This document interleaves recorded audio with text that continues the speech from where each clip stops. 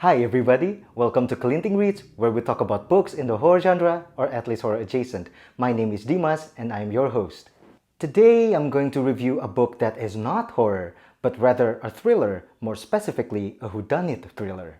Now, for me, a whodunit thriller is the kind of story where the characters and us, the readers, are challenged by the writer to solve a mystery. Usually, in stories like these, a horrible crime or a series of horrible crimes have been committed, and every single character in the story is a suspect. Our job is try to guess who committed the crime. Now, as fun as whodunit thrillers sound, I am ashamed to admit that I haven't read many in this genre. I think I have this preconception in my head that these type of stories will always involve complicated scenarios and many characters, and I think I just don't trust my brain and my attention span enough to remember each of the characters' names and their alibis. The reason I lean towards horror is because I just want to essentially hop on a ride and have the adrenaline rush right away without having to memorize characters' alibis, backgrounds, and other details. But then, I tried reading the book An Unwanted Guest by Sherry Lapina a couple of years ago. It is a whodunit thriller about a group of people who are staying in a hotel during a snowstorm who are then picked off one by one by a killer who turned out to be one of them. It sounds like a slasher novel, but it really is a whodunit thriller. And I was pleasantly surprised at how much fun I had when reading the book. Turns out I'm able to remember all the characters' names, each of their backstories, and what each of them is doing or what they said they were doing when the crime was being committed. I was able to let my mind participate in trying to solve the mystery and at the same time just go along for the ride. So when I came across this book, The Guest List by Lucy Foley, I immediately remembered the wonderful reading experience that I had with that other book. Coincidentally, I also felt like I need a reprieve from the horror genre after reading horror titles back to back. And after seeing the reviews that the book has gotten, and the fact that it won the Goodreads Reader's Choice Award of 2020 for Best Mystery and Thriller, I was so excited to buy the book and just dive in. So, does The Guest List by Lucy Foley match the hype, and less importantly, does it cure my unreasonable and silly aversion to whodunit thrillers? Well, here is my review.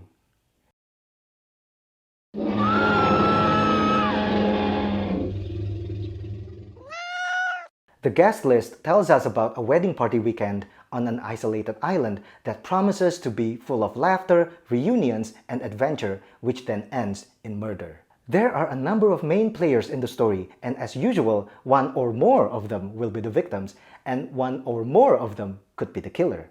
Our main players start with the bride, a successful and career-driven woman named Jules who has made a name for herself with her successful magazine company called The Download. At the start of the story, we see her marveling at this old but timeless building where her wedding is going to take place that weekend. She is very sure that her wedding party will be perfect just as she has planned. She is going to marry a guy named Will, who is a popular TV star that everybody adores, and she will have her wedding in this beautiful island surrounded by her friends and family. However, several weeks before, she received an anonymous letter that warns her not to marry Will. She tried to ignore it at first, but slowly, doubts and questions begin to set in. The next character is Will, the groom, who seems to have it all: good looks, fame, fortune, charm, and spotless reputation all around. But behind this seemingly confident man is a person who always yearns for approval from his father, the headmaster of an all-boys school where he went to many years ago. And it is possible that Will may have screwed many people over to get to where he is right now. Next one is a couple, Charlie and Hannah. Charlie is a longtime friend of Jules and was invited to be the MC at the wedding party. His wife, Hannah, while feeling guilty for leaving their 2 kids behind, is actually looking forward to spend the weekend with her husband away from the kids. Secretly, though, she always wondered if her husband's relationship with the bride is more than just a friendship. Aside from those characters, we are also introduced to Jono, Will's carefree, whiskey-loving best friend since high school. He seems to always be up for a good laugh.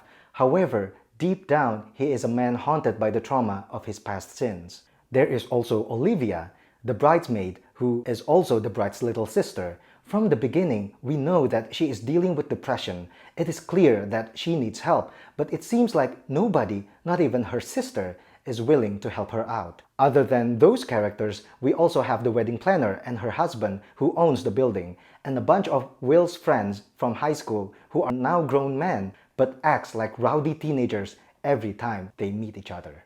Now, as with many whodunit thrillers, somebody ends up being murdered in the story. But the unique thing is, we don't know who it is until near the end of the book. So, the main mystery here is not who did the killing, but instead, who got killed. Of course, we eventually find out who is the killer or killers. But by that point, I know that any of the living characters actually has the reason to kill this person, as horrible as it may be. Now, I have to say that I loved the book. From the very first page, I was hooked because it takes me right to the wedding night and immediately lets me know that something horrible has happened. And then the story just moves back to the day before the event where we are introduced to each of the main characters. It is easy to sympathize with the characters because the writer changes the narrator from one character to the next in every chapter. It lets us hop into the minds of every character, making us understand their thoughts, their fears, and their true colors. Another thing that I like from this book is how the writer incorporates real-life issues to the story, such as how certain people with certain privileges, sadly, can still get away with many things. How a mob mentality can make the participants forget about the severity of their actions. And how victims of abuse and harassment are still being shamed. Now, as a whodunit thriller, I think it is really well done. The reveals at the end caught me off guard. It just never stops being fun and interesting even when no blood has been spilled. So all in all, I give The Guest List by Lucy Foley a 5 out of 5 stars. I feel like putting more emphasis on who got killed rather than who is the killer is really a unique take on the whodunit genre. Plus, the characters, the mystery, and the reveal are all expertly handled. So that's my review of The Guest List by Lucy Foley. If you've read it, let me know what you think of it in the comment section down below. Or let me know if you think there is any whodunit thrillers that I should check out. Anyway, thank you for watching and I'll see you again in the next book review video.